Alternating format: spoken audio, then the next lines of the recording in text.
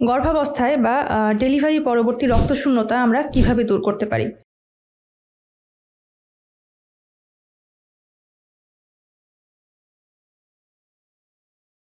আসসালামু আলাইকুম। আমি ডাক্তার আফরোজা সিদ্দিকা আপনাদের সাথে আছি টেস্টোলাইফ হসপিটাল থেকে।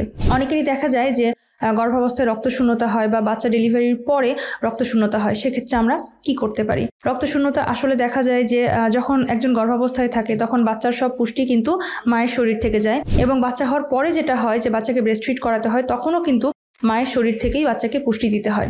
তাই এই অবস্থায় রক্তশূন্যতা হওয়াটা কিন্তু স্বাভাবিক। এজন্য আমরা কি করতে পারি?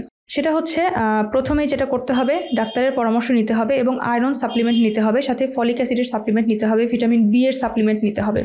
এগুলো নেওয়ার পরে আমরা খাবার-দাবারেও আমাদের কিছু চেঞ্জ আনতে হবে। সেটা হচ্ছে যে খাবারগুলোতে ভিটামিন সি বেশি আছে, আয়রন বেশি আছে, এই খাবারগুলো আমরা বেশি, বেশি খাবো। যেমন লাল শাক খাবো, আনার খাবো, কলা খাবো। সাথে প্রোটিনের মধ্যে আমরা ডাল খেতে পারি। সাথে মাংস, গরুর মাংস, কলিজা।